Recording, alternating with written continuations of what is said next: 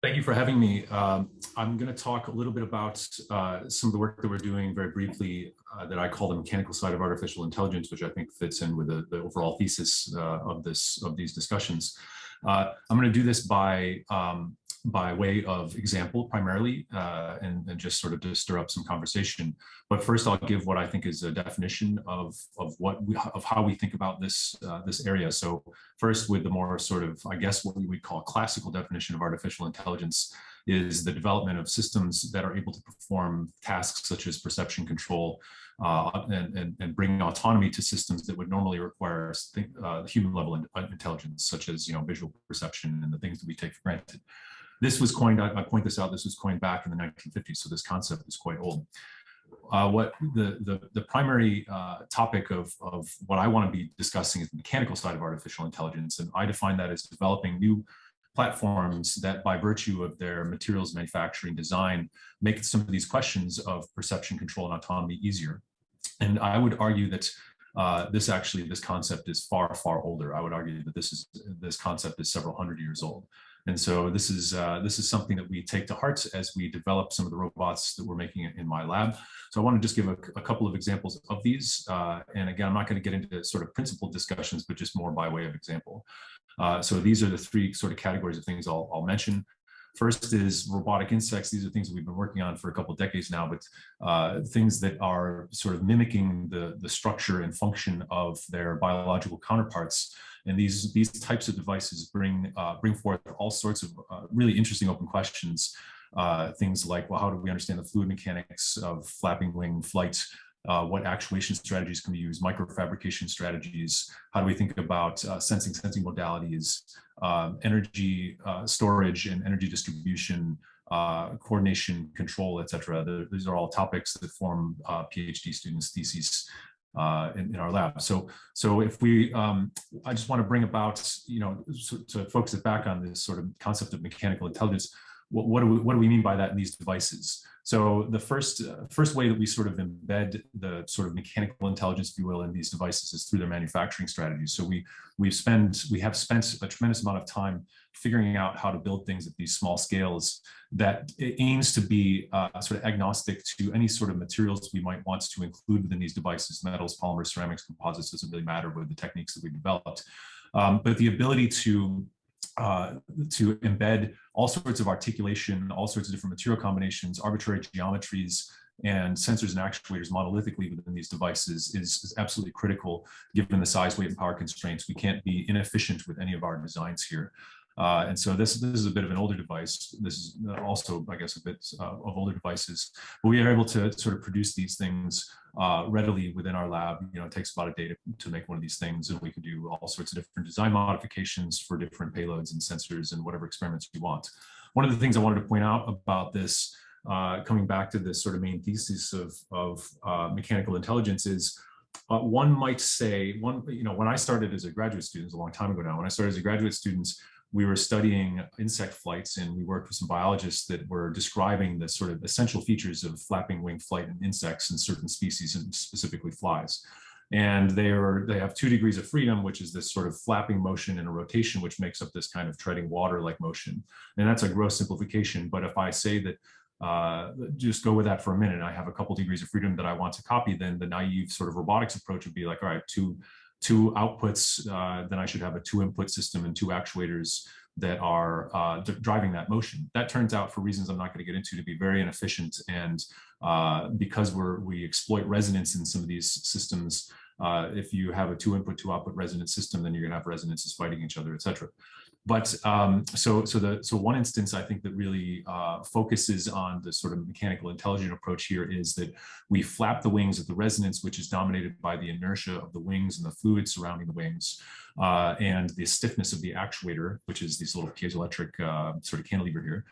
And then, so that's an active mode. And then we have a flexure, a compliant mode in the rotational direction, which allows that mode to be entirely passive, but predetermined, we can tune the properties of that hinge very well, such that we can get appropriate phasing between the flapping and rotation to get the desired wing trajectory.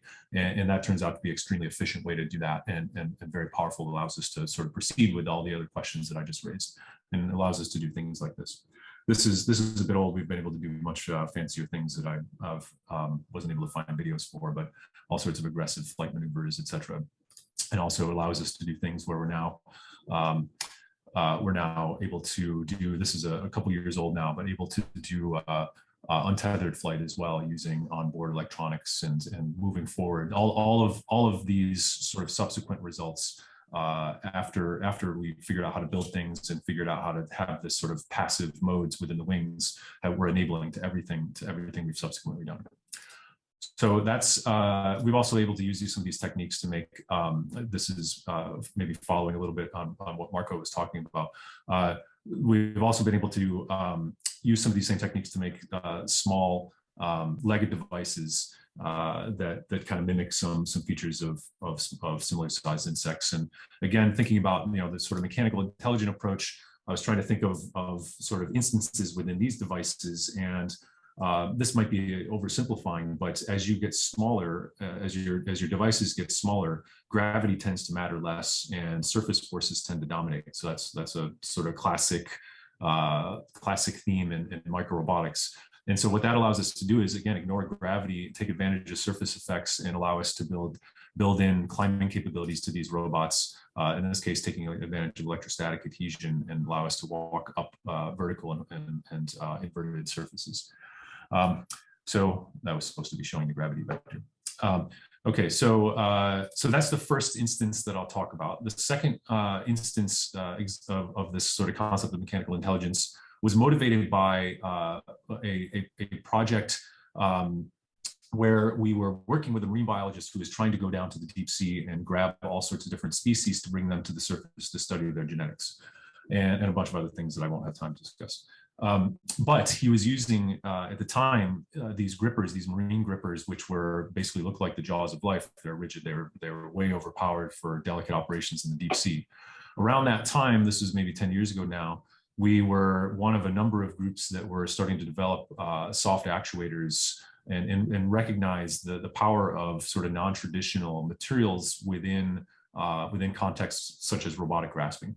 And so we were able to take advantage of this. And these videos are just showing the ability to, and this is now kind of old hat, but the ability to take elastomeric devices, just balloons basically, put inextensible material strategically around them, and be able to get all sorts of motions, bending, twisting, extension, twisting, etc., basically for free.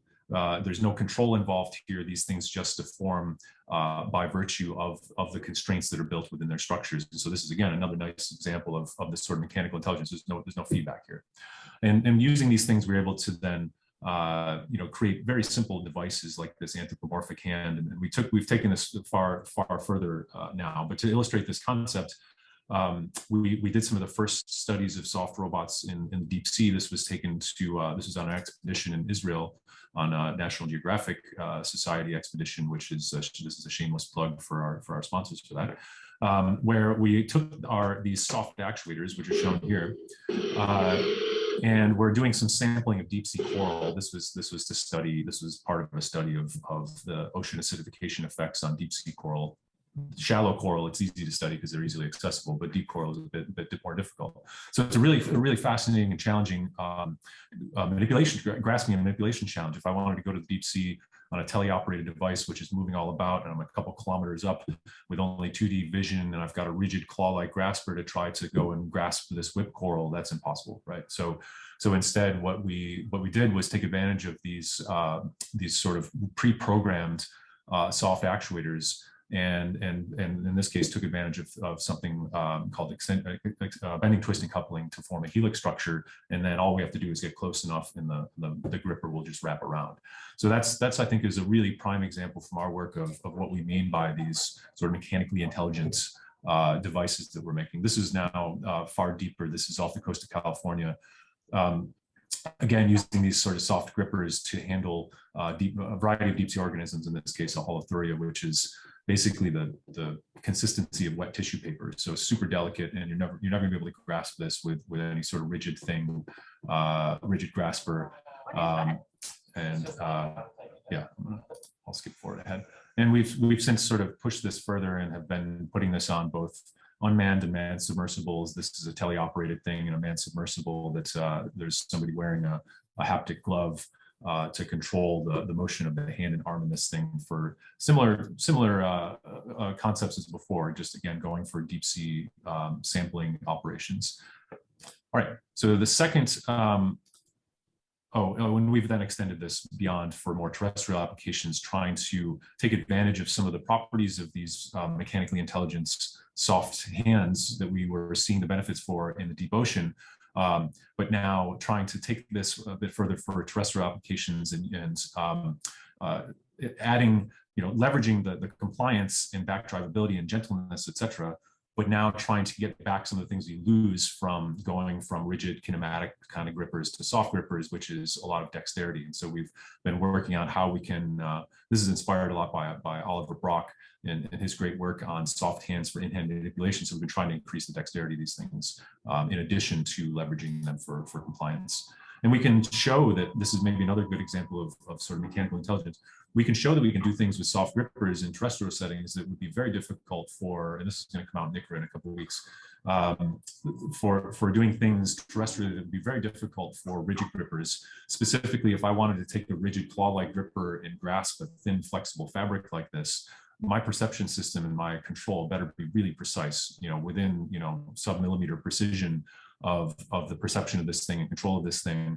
Whereas here I can jam this thing into the surface and it's not going to break or harm anything, and I get a tremendous amount of sort of freedom from positioning errors. And the last thing I'll talk about is can we start to get away can we start to get away from the more sort of classic paradigm in robots for having sort of electromechanical control systems and microcontrollers or general purpose controllers for computation and control, and now move into something that is entirely soft and starting to leverage either the robot's body or for example, in the case of fluidic robots, leverage fluidic networks to try to do control, at least low-level control. This was work with Jennifer Lewis that we did a couple years ago to create, this is just showing the technique of how these are constructed using a process called embedded 3D printing.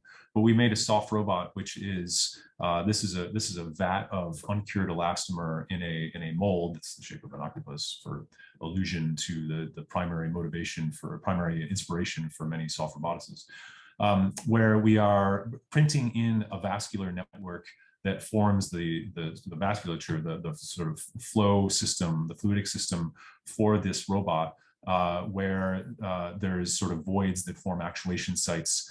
I won't get into the details of how this robot works, but you can kind of see this pink highlighted vasculature here, actuation sites. The way that this works is that there's a reservoir of fuel up in the body of this device. It works its way through a microfluidic network that does a control, and I say this loosely because the control is basically just an oscillator.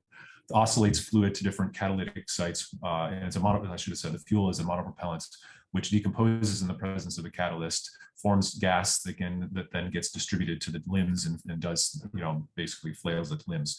So this is not much of a robot, admittedly, but it is entirely soft and is entirely self-contained, and I think maybe speaks to this, to this kind of concept of mechanical intelligence. This is there's no electronics in this, so there's entirely a mechanical system for both power and, again, control loosely because it's not really doing much.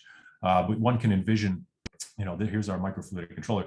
One of the things one can envision, and we are now doing this, taking advantage of several decades worth of microfluidics research, where the complexity of some existing microfluidic circuits, albeit not historically has not been sort of targeted towards robotics, it's been more towards small volume fluid manipulation and drug discovery and assays for different drugs, et cetera.